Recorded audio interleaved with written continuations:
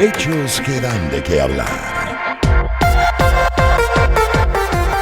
Gladys en Éxitos.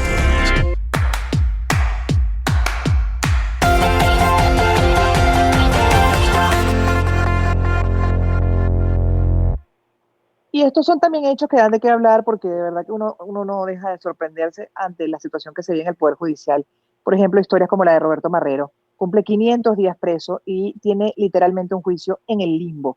Leemos de Efecto Cocuyo que el abogado y político Roberto Marrero cumple ya los 500 días preso en el helicoide, la sede del Servicio Bolivariano de Inteligencia Nacional. Y bueno, vamos a conversar justamente con su abogado, con Joel García, sobre su situación hasta el momento, qué es lo que ha pasado, abogado.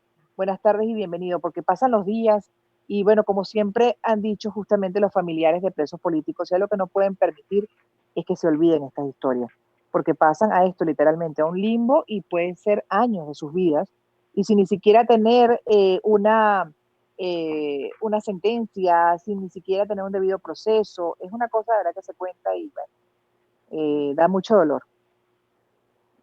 Buenas tardes, Gladys. Buenas tardes a toda tu audiencia. Sí, efectivamente, ayer cumplió Roberto Marrero 500 días. Hoy estamos al día 501 de que Roberto Marrero fue aprehendido, hoy día secuestrado policialmente de aquella de madrugada del 21 de marzo del año 2019. Roberto Marrero está acusado por los delitos de conspiración, ocultamiento de armas de guerra y explosivos, legitimación de capitales y asociación para delinquir. Pero no hay que olvidar las declaraciones de quien era el jefe de inteligencia nacional para el momento que es aprendido Roberto Marrero, como es el general Christopher Figuera, que él manifestó que Roberto Marrero estaba preso por instrucciones y órdenes superiores. Él dijo el nombre incluso de quien ordenó detener a Roberto Marrero, incluso le preguntó a él que bajo qué pretexto, bajo qué excusa lo iba a detener y le dijo, siémbrale cualquier cosa. Tú en tu introducción decías que pasan los días, pasa el tiempo y ellos siguen presos.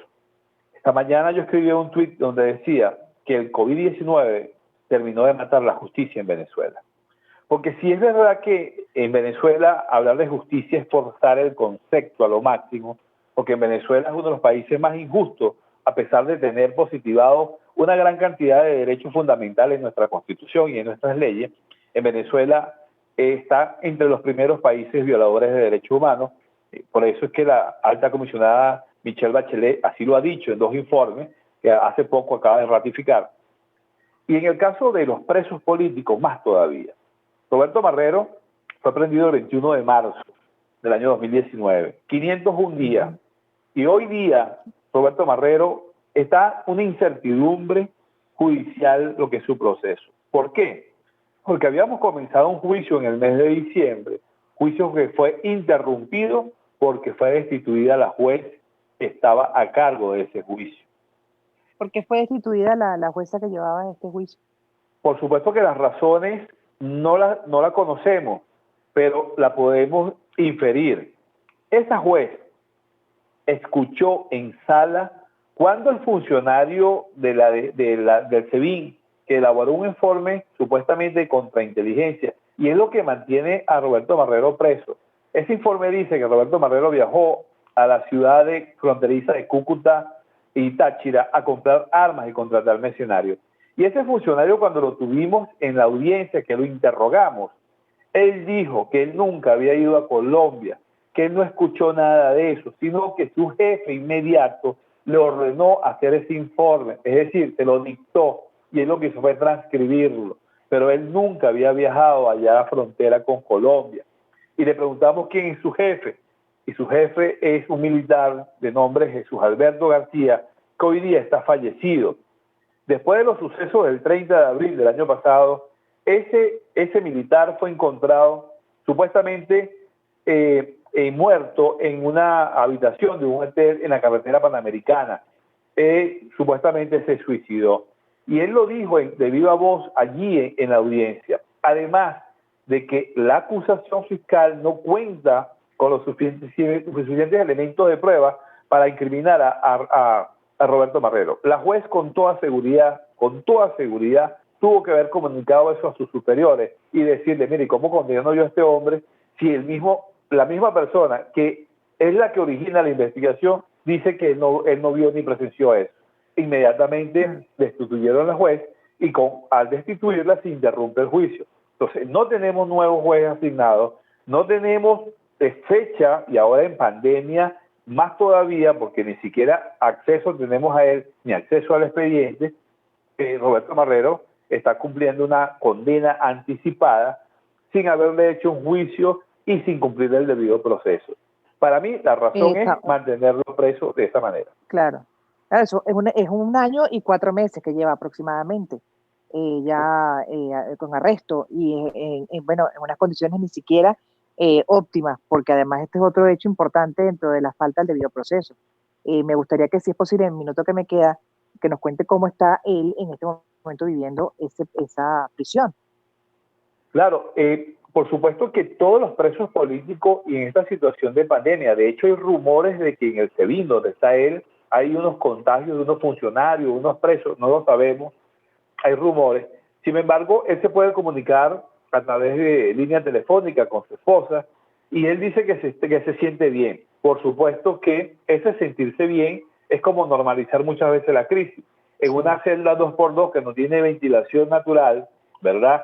Y estando en esas condiciones siendo inocente, nadie puede estar bien. Pero dentro de lo malo, dentro de lo peor que se puede vivir en esas mazmorras, él dice que se encuentra bien de salud. Me imagino que no está contagiado y está vivo por lo menos.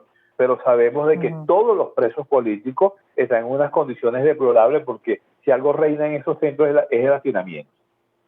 Gracias por el reporte que nos ha dado. Seguiremos abordando esta situación. No solamente es él, son tantos casos de presos políticos en las peores condiciones, además sin debido proceso, incluso algunos en un limbo, como es el caso de Roberto Marrero, que cumple ya 500 días preso.